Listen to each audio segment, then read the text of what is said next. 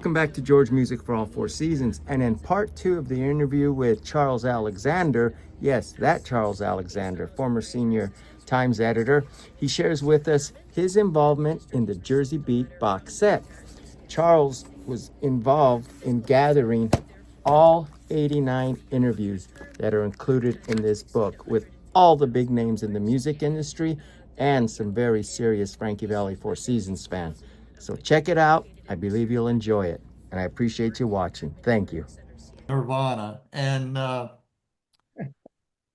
then the next thing that happened, I mean, Jersey Boys, as you know, becomes a monster hit. Oh, God. Then the next thing that happens in 2006, early 2006, Rhino calls me up, Rhino Records, who put out all the Four Seasons CDs. They had control of the Four Seasons catalog at the time. Rhino had been bought by Warner Music, so it was a big deal. And Rhino had put out the Cast album and were making a lot of money on that. So they call me up and say, all right, Jersey Boys a huge hit. We're going to do the first box set of the Four Seasons. And we're going to have 3 CDs of songs, maybe about 75 songs. And so we'd like you to write the liner notes. We'd like you to write a opening essay. And we'd like you to write something about, say a little something about each one of these songs. So I said, let me think about this. And so I'm thinking, well, this is going to get pretty boring. By the time I get to song number 15, I'm going to be running out of accolades to say about the Four Seasons. This is going to get kind of boring. So, what if I get a bunch of other people, celebrities and stuff, to comment on these different songs? I know That the was Four your idea. Seasons have a lot of celebrity fans. Yeah, yeah. And so I write an email to Bob suggesting this and listing some people who I think would give quotes about this. And he thinks it's a great idea. So we decide to do this. So I start working on this project. And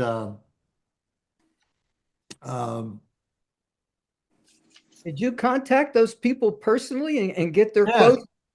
well, Is it every like- way you could. It was difficult. I had to get a professional membership to IMDb, and you go on their website, and if you have a professional membership, they'll give you the number of the publicist, and then you call up the publicist. I mean, if I may add, Charles, I mean, the amount of interviews, I mean, Jake Holmes, Leslie Gore, Donna Summer, Brian Wilson, the best one was chair. Itzhak Perlman, the violinist. Itzhak Perlman. Yeah. I You mean, know who gave me that idea? Marshall Brickman says He knew uh, Itzhak, huh? Marshall Brickman was friends with Itzhak Perlman, and so Marshall suggested that because Marshall, when he and Rick had first been asked to do this play, Marshall was barely familiar with the Four Seasons. He used to joke that a joke that he put into the play that when Rick told him he wanted to take a lunch about doing something about the Four Seasons, Marshall said, "What do you mean, Vivaldi?" Yes. yeah, The- yeah. no, Four Seasons, a pop group. So anyway, Marshall invited Itzhak Perlman to lunch because they were friends, and he said, "Itzhak, um, I've been asked to write this play about the Four Seasons. What do you think? You familiar with the Four Seasons?" And Perlman said, "Yeah, the Four Seasons were great. You should do this." He gushed about So it dogs. was Marshall Brickman that put me on to Itzhak Perlman and gave me his number. Marshall Brickman gave me a lot of ideas. He said, for Sherry, you ought to call up Sherry Lansing, who used to be president of Paramount Pictures, and ask her what it was like to be named Sherry when the song Sherry came out. That would make a good quote. Anyway, I didn't know if this would work or not, but I knew it was going to try. So the first person I tried to get was Bruce Springsteen. I sent an email to John Landau, his manager, and I got an answer almost immediately. No. Just Oh, wow. no, we're not. Thank you for the invitation, but no, Bruce is not going to do that. I'm sure that he didn't even ask Bruce about it. John Landau just decided, no, Bruce is not going to give a quote, have a quote in a Four Seasons box set. That's not cool enough. That's not hip enough. So Wow. that was a blow. That was a blow. I'm Yeah. thinking, well, maybe this is not going to be as easy as I thought.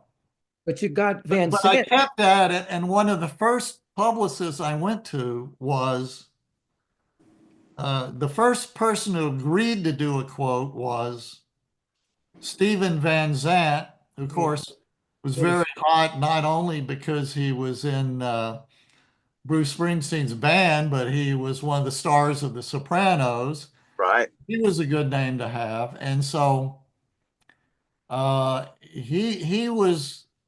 his publicist was the first person to promise that Stephen will do it, but he didn't do it immediately.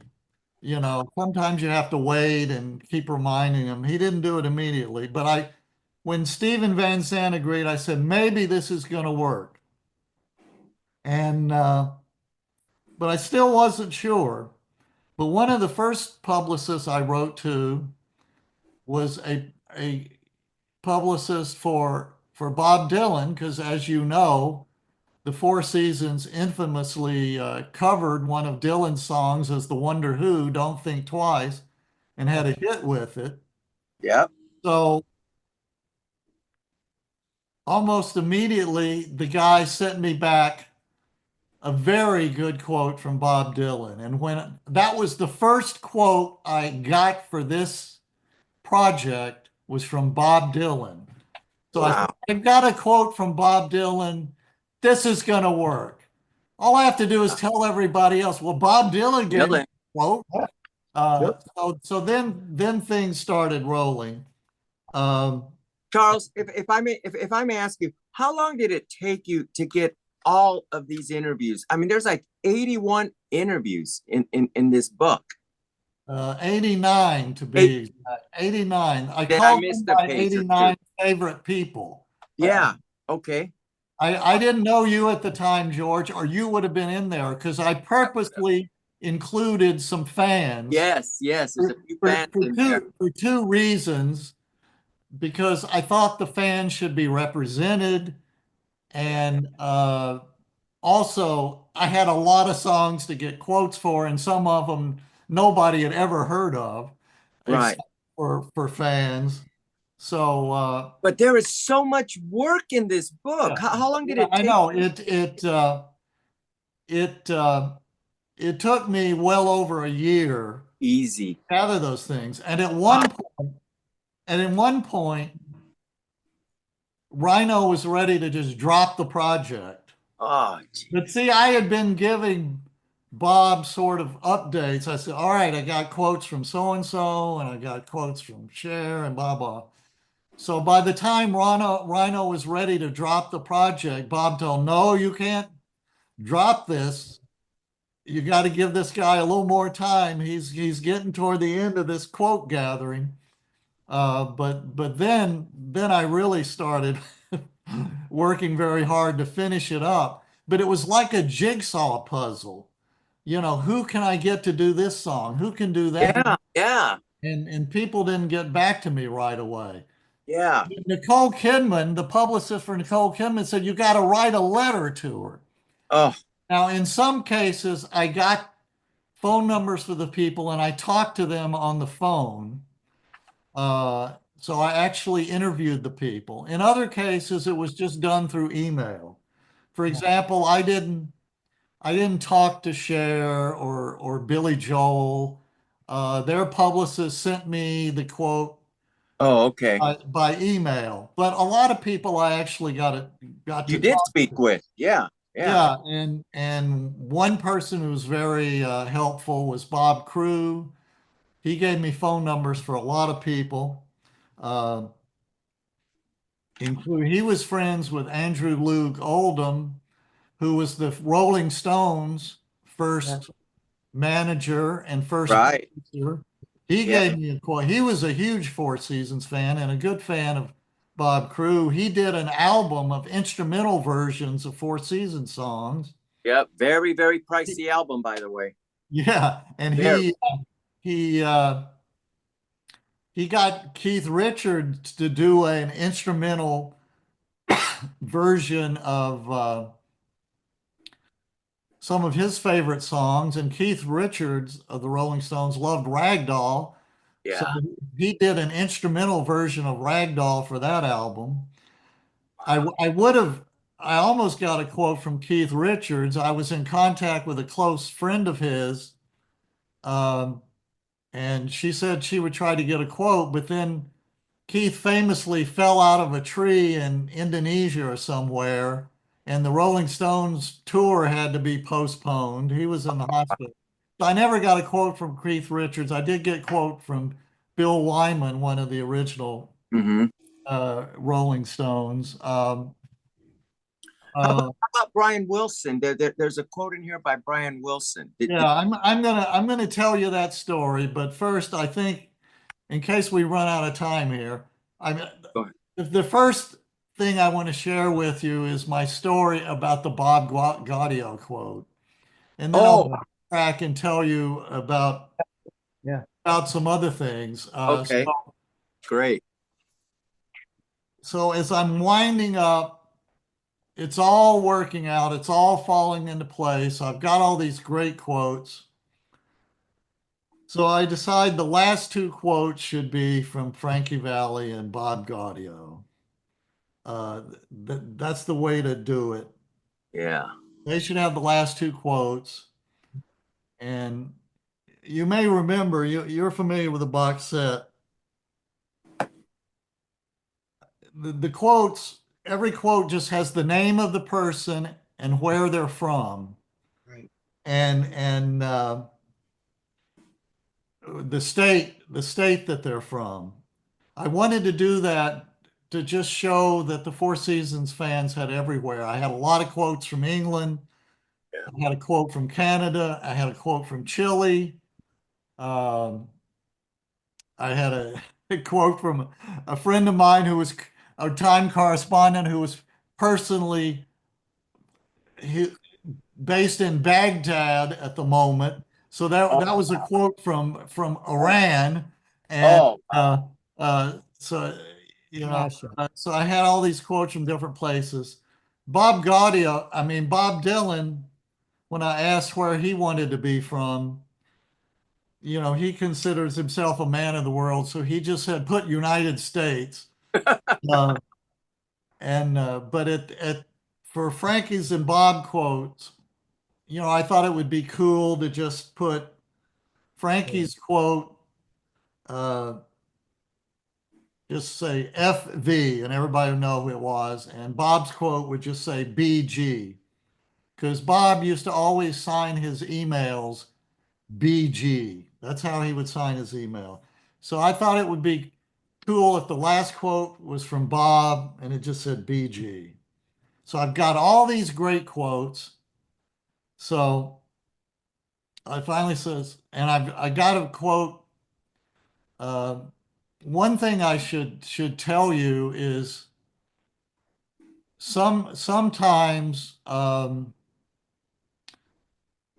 the people would say, well, you draft the quote, and I'll get the person to approve it, and maybe they'll make some changes, but give us a first draft. Not everybody did that. Sometimes I would actually got to talk to the person, and I would fashion a quote out of the interview and then send it back to them for their approval. Some people, Quincy Jones's person said, well, Quincy, Quincy's a good friend of Gaudio and Frankie, but you draft the quote.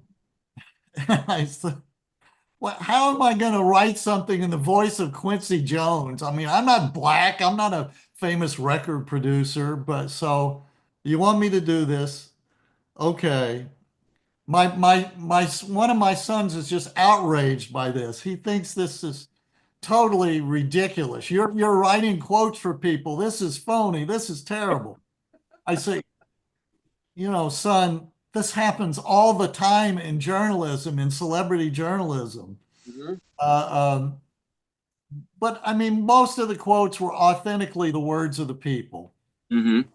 But Quincy Jones, this guy, asked me to draft a quote. So I said, okay, I'll write about something about how the Four Seasons had a very R&B sound, and in the beginning, some people thought they were black because they had this falsetto, kind of the doo-wop black sound, and they were very influenced by those black records, and they were signed.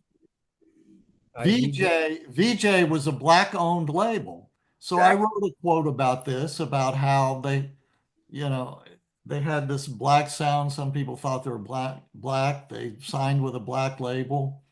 So I wrote this quote, and fortunately, Quincy Jones added some stuff to it. He personalized it. He kept what I wrote, but he also talked about how much he loved Frankie Valli, and that he worked for Mercury Records, and he was delighted when the Four Seasons moved to Philips.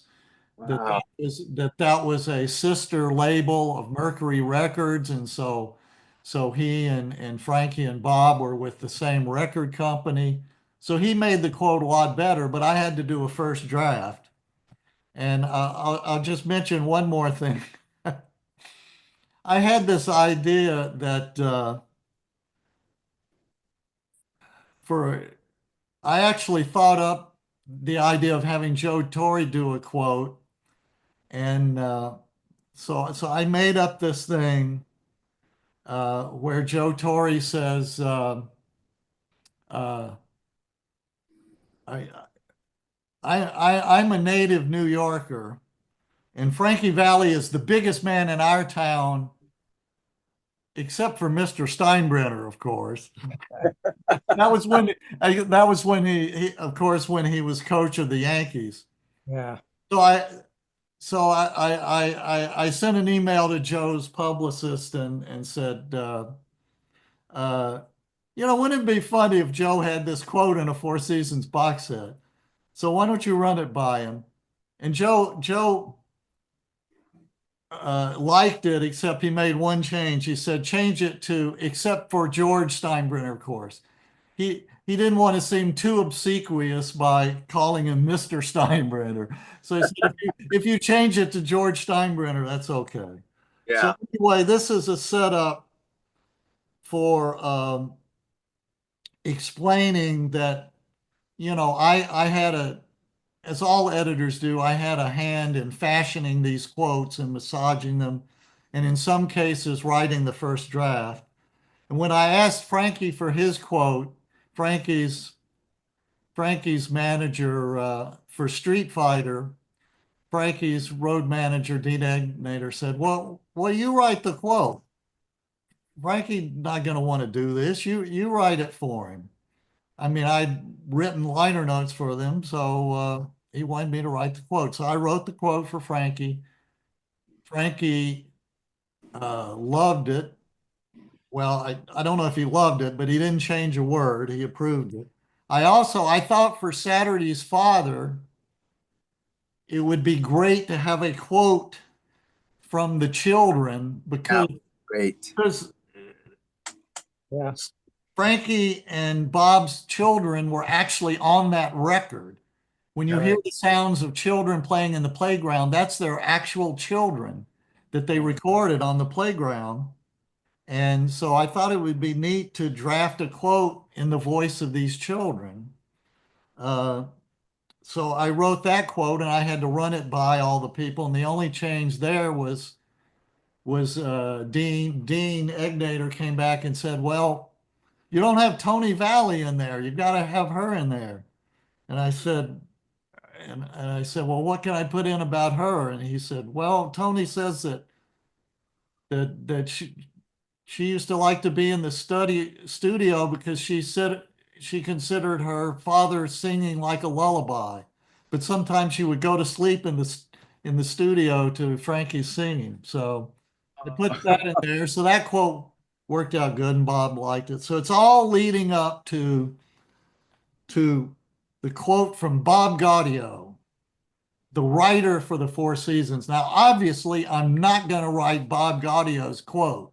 He's the writer. He's the voice of the Four Seasons. I mean, Frankie's the singing voice, but Bob is the writing voice along with Bob Crew. And so it's all building up. I'm just about through. It's all coming together. And so I say, Bob, you got to send me this quote. Your quote's going to be under the song Hope and Glory from your last album. Yeah. So send in the quote. So I'm waiting and waiting. Finally, I get the quote kind of late at night. Let me look at my computer. I have these emails up. I don't know exactly the time that Bob sent this, but it was late at night. I stored it on my computer in at you can still see me, right? I haven't messed up our connection, have I? No, you're good, Yeah. Charles. All right, so I can Oh, you're right. so the email from Bob came. I stored it on my computer at 11:43 at night. So I read this quote, and here's what Bob wrote at first. He said, I know there are some of you who think we are one of the most underrated groups of all time, and just as many who would say quite the opposite. Well, for those of you who fall into the former category, I hope you truly enjoy this chameleon of a box. It is part of who we are, who we were, and who we are. For those of you who fall into the latter category, to quote Mary Delgado in Jersey Boys, if you don't like it, you can go blank yourself. And of course, we know what word was supposed to be there for blank. Right. Anybody's seen Jersey Boys. There. So I'm looking at this quote and I'm like, What do you do? I'm like panicked. I'm like, oh no, what am I going to do with it? And so then shortly he sends another email and he says, yeah, I want to add this on to the quote. He says, to FV, after 44 years on a handshake and all the joy and pain, it's still about the music. So I'm thinking to myself, that's good. That helps. That's a good finger to the quote. But what am I going to do? What am I going to do with this quote? So I sit there in a kind of in a quandary, and I'm thinking about it. So I think and I think and I think. you know, the Mary Delgado thing has got to go, but the rest of it is pretty good, and I just need to massage it a little bit. A little bit. Oh, really? No, Yeah. it was not. It was not in the end. It was not a heavy edit for a Time magazine edit. Oh, But I need to get rid of uh, Mary Delgado and make the rest of it flow. Jersey is in there. So I spend several hours thinking about this and noodling, and finally I get something and I store it in my computer. I'm not only, once I figure out the quote, then I got to figure out what am I going to say to Bob to explain why that I have had the audacity to mess around with his words. You know, Crew didn't write all the lyrics. Bob wrote the lyrics to Big Man in Town and Everybody Knows My Name himself. So Bob was the writer. Oh, Uh, so I was nervous about touching anything he wrote. So then I drafted this long email to send to Bob. And I don't know when I actually sent it, but I stored it in my computer at 1:45 a.m. I don't know whether I probably just sent it at 1:45 a.m. Thinking he would read it the next morning, or I might have sent it the next morning. I don't remember, but I stored it. You know, I'm staying up into the wee hours working on this in kind of a panic, and I store it in my computer. It says here 1:45 a.m. So here's what I wrote to Bob Gaudio, drafted in the middle of the night. Hi, Bob. At first, I was taken aback by your quote, but I quickly began to see its virtues. I'm glad that it's not sappy, like the one I wrote for Frankie, which he thought was great, or sappy like many of the things your friends said in their quotes about you. I'm very glad to have your own voice, a voice that is less banal and more brooding. What was tripping me up was the Mary Delgado thing. Yes, there are many people who think you suck, but none of them will buy this box set or read these quotes. Sure. So this sentence is addressed to a non-existent audience. It's worth saying, but in another place at another time.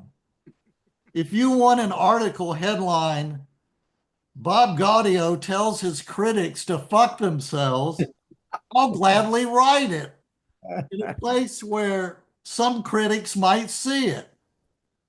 This isn't it.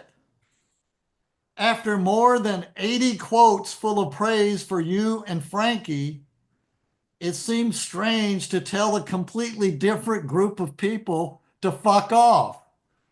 You may have meant it to be funny, but it doesn't come off that way. When properly distilled without the distraction of Mary Delgado, your quote has a powerful message. Judge us by the music, nothing else. And I think the last sentence would be a strong kicker to the quote, not as an aside to Frankie Valli. You don't need to say this to him. He knows it. You're saying it to everybody else. A lesser point regarding the straitjacket of a format I imposed on this project, the quotes don't have to analyze the songs, but all of them at least sort of give a wink to the song. Maybe you'll allow me to do that at the beginning of your quote. Yeah. Well, after all this fearful throat clearing, please see my suggested and not particularly draconian edit below. Please don't shoot the editor. I survived 23 years of doing this at Time, and I hope to survive 1 year as a rhino. Thanks, Charles. You're good, Charles. That You're was good. masterful, masterful. That is So I send this off. I'm really nervous. I get up the next morning. How is Bob going to react to this? And another thing I should say that Bob's emails are always very brief. You know, as you can tell, I'm very long-winded. Bob is very to the point and brief in his emails, but I don't know what I'm going to get. Pretty soon, I get a message from his email address. So here I am. What's Bob going to say? My heart is beating fast. So I open it up. It's not from Bob. It's from Judy. Apparently, Judy monitors a lot of his emails and screens his emails for him, or did at the time. You know, Judy, wonderful lady, passed away for a few years ago. very sad. Wonderful, wonderful woman, but she passed away. It's really sad, but she was very helpful in this project. She gave me a quote for one of the songs, Silver Star. So she has read the email first, and so she writes me back first, and here's what she has to say. Charles, please don't mention this email to Bob. But I feel like I should let you know a few things. First, the Mary Delgado thing is an inside joke amongst the writers, producers, and cast of Jersey Boys. Uh-huh. I think you're right that it doesn't belong in the quotes. Whoever's buying this box set will not get it. But the quote is used many times in the inner circle of the show. Secondly, Bob is a guy that at all costs doesn't want to sound sappy. Got such a great heart. His words may seem cynical, but it's just his way. And I'm sure he will get it down to something that you both will like. And of course, she has read the quote. She didn't say whether she liked it or not. And of course, in that email to Bob, I put in the quote as I had edited it. And here's the way the quote finally read. Did the glory live up to the hope? Some people think we are one of the most underrated groups of all time. Some would say quite the opposite. The truth, one way or the other, or somewhere in between, lies in this chameleon of a box. It is part of who we were and who we are. After 44 years with Frankie, on a handshake, and all the joy and pain, it's still about the music. So see, it was really his words. I just put hope and glory. I put the words hope and glory in there, and I cut out Mary Delgado. That's about all I did. That was good, Charles. So here is what. Then later I get Bob's answer. Let me find this. Yeah. So I get Bob's answer. It's very brief. It's got his usual sense of humor. He was very funny in his emails. He simply said, okay, I feel good about the changes. You should have done this for a living. Okay, that's Bob Gaudio for you. Well, if you're not bored about the Bob's box set, I can tell you a few more stories about the quotes. Please, Charles. And then I have a couple questions, but after you. Sure. All right, I'll tell you a few more stories about the quotes. You asked about Brian Wilson. Yes. Brian Wilson is one of the people that I actually talked to on the phone. You did. Actually got to talk to Brian Wilson himself. He could talk. They put him on the phone, you know, they knew they were never going to get Brian to sit down and write a quote for me, so they just stood to themselves. So let's let him talk to Brian and and see what he can come up with. Wow. So so I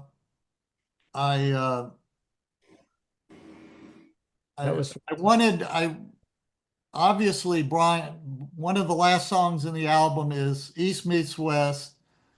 The only time the Beach Boys and the Four Seasons were in the studio together, recorded a song, um, and so that was going to be. I wanted Brian to do a quote about being in the studio with the Four Seasons and what he thought about the Four Seasons. So you never have a lot of time to put your thoughts together.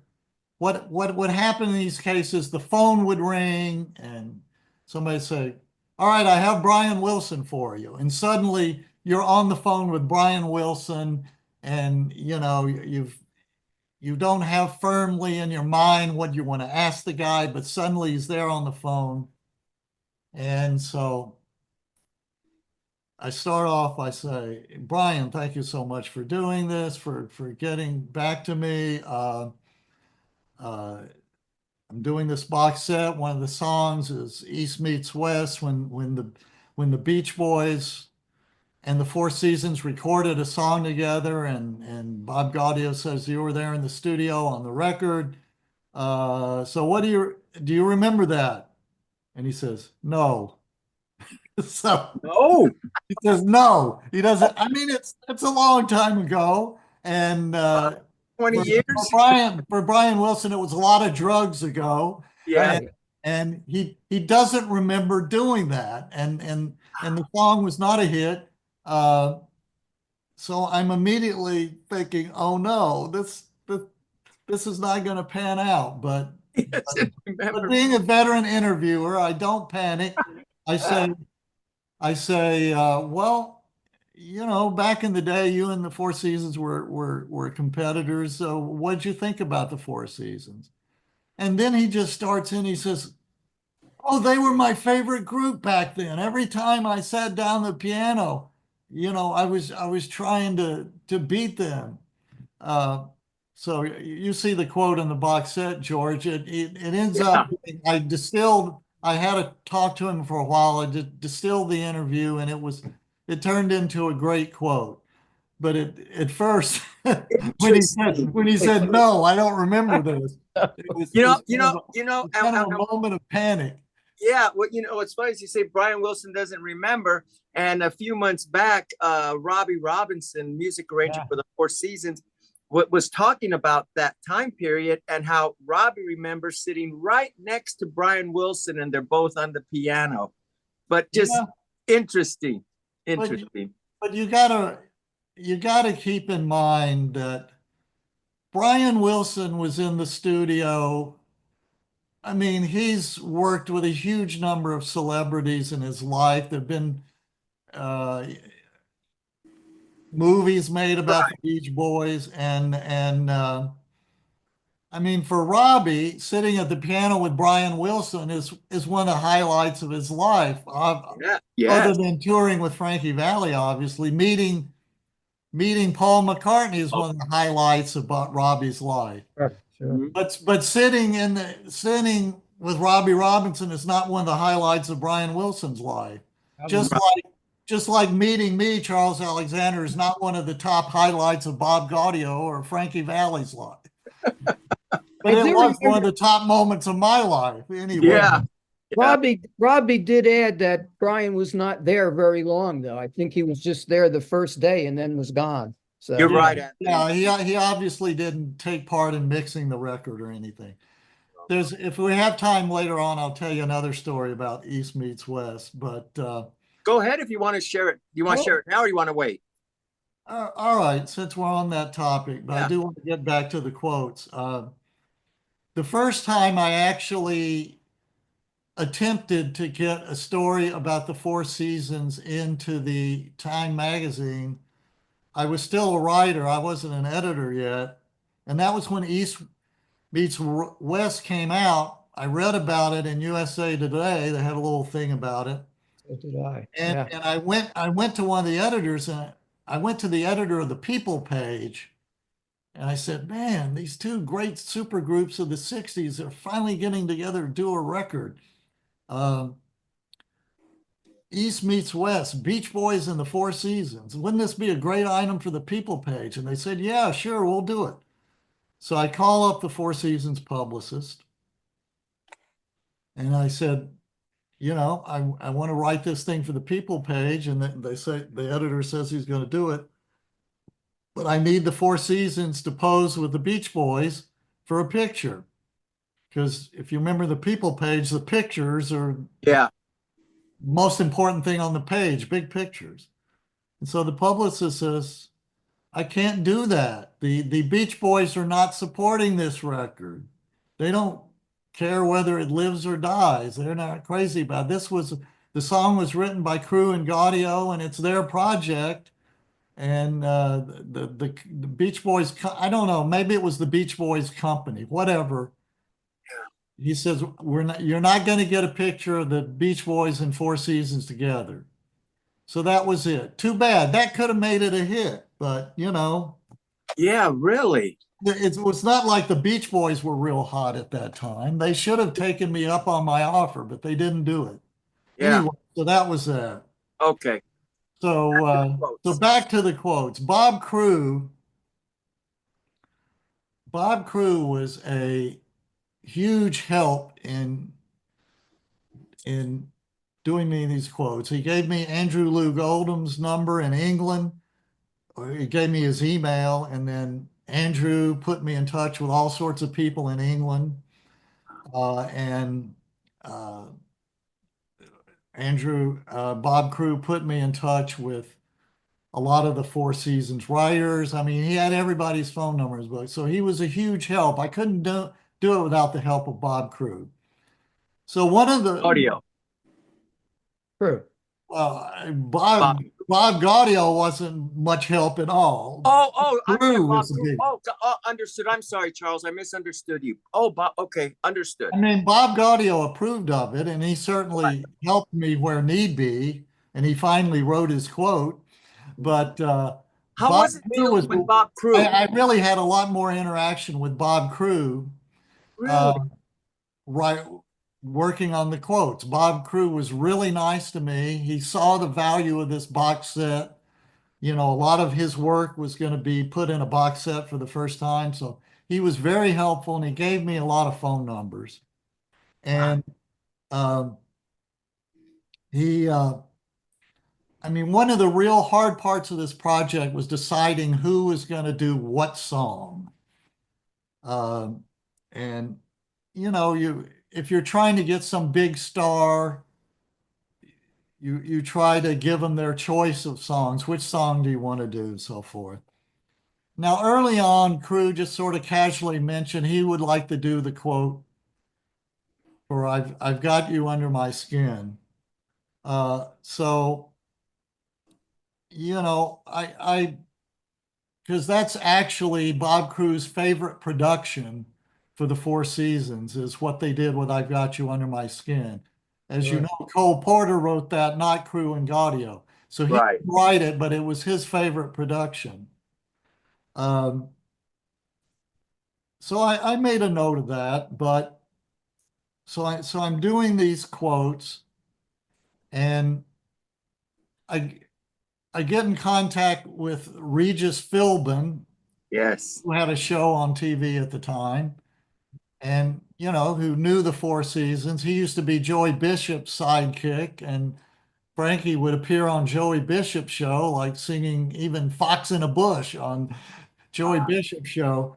So I thought Regis Philbin would be good, and a lot of people know him. So he wanted to do "I've Got You Under My Skin." So he wrote a really nice quote about "I've Got You Under My Skin." He was in New York. Interestingly, he wrote it out by hand and sent it to me on paper. That was unusual. Wow. So Pretty neat. So finally, I'm putting all this together, And I'm getting toward the end and I say, so what's Bob Crew going to write? I figure I'll ask Bob to write for Swearing to God. He'll be okay with that. He wrote it. He wrote it with Denny Randell. yeah. No, it was It was Denny Randell. Kenny. Oh, yeah, right. Yeah, he wrote My Eyes Adore You with Kenny Nolan. Yeah. And so he wrote Swearing to God. It was a top 10 hit, so he would be okay with that. So I'm on the phone with Bob Crew. I said, Bob, how about writing the quote for Swearing to God? And he becomes apoplectic. He says, I produced all these songs. I did all these songs. And you want me to write the quote for Santa Claus that's coming to town? It's ridiculous. I said, no, Bob, not Santa Claus, just Swear to God. You wrote it. It was a top 10 hit. It was a great song. Everybody loved it. Huge. He says, I told you I wanted to write the quote for I've Got You Under My Skin. That's my favorite production of all time. And I said, but Bob, Regis Philbin wanted to do the quote for I've Got You Under My Skin. No, I want to do the quote for I've Got You Under My Skin. So once again, I have to think fast. So that was the exact moment when I said, okay, we're going to allow it to have, in this box set, we're going to have, in some cases, 2 quotes for one song. For one song, why not? That actually solved a lot of problems. Yeah. Because I ended up getting 2 quotes for Sherry, one from Dick Clark and one from Sherry Lansing. It solved a whole lot of problems because I had a quote from Ragdoll for Billy Joel. Right. And Dion wanted to do Ragdoll. I had gotten Dion's permission to do Silence is Golden, but once I adopted the 2 quotes is okay rule, I could have both Dion and Billy Joel for Ragdoll, and I could get the Tremolos to do Silence is Golden, or Dave Munden from the Tremolos. So I ended up with actually 13, I guess it was 13 or 14 songs that had 2 quotes. So another funny conversation was with, well, I'll leave Joey Reynolds for last, but Yeah. some of these conversations were kind of uncomfortable Really? because of the song choices, The you know. song. I was talking to Tony Orlando, Yeah. and Tony Orlando gave me this great story about seeing the Four Yeah. Seasons the first time Yes. in Brooklyn, Paramount Theater, and how the balcony was shaking and Oh, and the yes. crowd went wild. Great story. Yeah. But I'm talking to Tony, and I said, he says, all right, so what song you want me to give a quote for? And I said, I was hoping you would do Marcy. And he said, what? What's Marcy? I said, well, it's a really good song. It was flip Great side. I song. forgot what Marcy was the flip side of, but he says, well, I see what's happening here. You're giving all the big hits to the big stars. And you're giving the leftovers, the dregs to me, Tony Orlando. And I'm saying, no, Tony, I know that you're a personal friend of Frankie Valli, Sure. and you're his friends, and I'm hoping that you'll do Frankie this favor, and since Frankie is hoping that since you're his friend, you'll do one of the more obscure songs. And you've given me a great quote. This is great about the first time you saw the Four Seasons. You know, all I have to do is stick something on the end about, you know, Marcy, added a sentence of Marcy at the end, and it'll be fine. And he says, okay, you can do that. And so that was my conversation with Tony Orlando. Had some uncomfortable moments, but worked out all right in the end. Interesting. So So interesting. finally, I'll leave to last. So I have Joey Reynolds on the phone. You know who Joey Reynolds is? Oh, Yes. yeah. Yeah. Known in Jersey Boys as Barry Belson, with Right. he somehow became black in the choice of Yeah. Yeah. his name change in the mounting of Jersey Boys. Joey was upset about that. Yeah, I'm sure he was. Well, he was upset with me for a while. Oh, was he? So uh, I'm talking to Joey Reynolds, and so we're having a good conversation. Of course, I know the story of him breaking Sherry and on his radio station, locking himself in his studio and playing it for hours and hours. Yeah. And he says, so you want me to do the quote for Sherry, right? And so I said, well, no, Joey, I've got Sherry Lansing gave me this great quote about what it was like to be named Sherry. And I have a quote from Dick Clark from Sherry. He says, okay, then I'll do Big Girls Don't Cry. I said, no, Joey, for Big Girls Don't Cry, I have Quincy Jones and I have Donna Summer.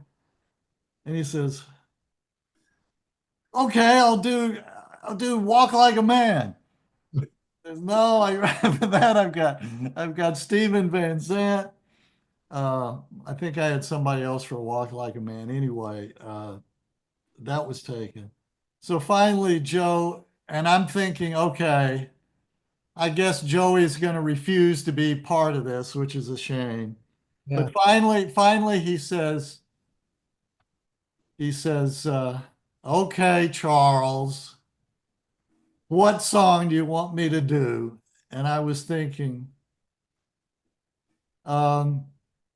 well, I was hoping you would do Little Boy in Grown Up Clothes. And Joey comes back immediately and says, I played it. It was the life story of Frankie Valli. I said, oh, that's wonderful. That's a great quote.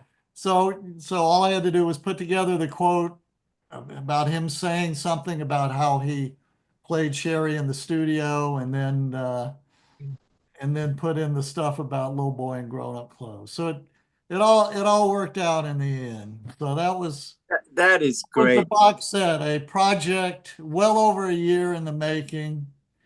That was a lot of work on your end, Charles. A Yeah, lot I of worked full work. time on that for more than a year. Yeah. They Wow. paid me $2,000. I worked full time for a whole year for $2,000.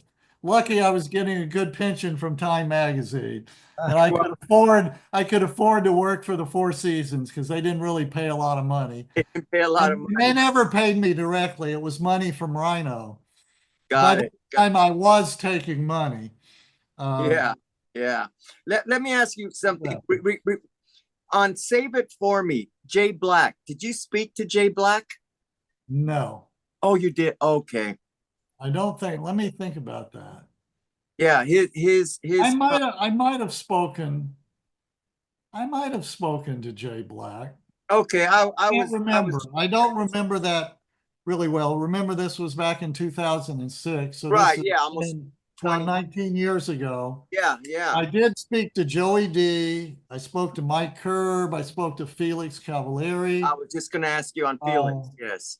Uh, that was very interesting because Felix was very passionate on the phone. You know, his quote about his, it's great to see Italian. Jersey Boys getting all this respect because Right. we haven't always gotten all this respect, and so yeah. Yeah, and that Felix was very passionate about it. yeah, regarding the respect, I agree with Felix. The same with the Rascals. I mean, their catalog of music from the mid 60s, early 70s, again, hardly gets talked about like other bands, which hopefully we can get into towards the end. But anyway, that was great. I mean, we could have done an entire show on just your involvement with the box set. I mean, can I ask you a question? Can you share a little of Bob Gaudio audio with the G that Bob Gaudio gives? Yeah. Well, I hope you enjoyed that part of the interview with Charles Alexander. Part 3 will consist of hearing Charles, his involvement with Audio with the G and the fantastic Frankie Valli album that came out, I believe, in 06 or 07, Romancing the 60s. Stay tuned for that, part 3, and that will be posted shortly, and I appreciate all of you watching. Questions, comments, always welcome. Thanks for watching. Bye now.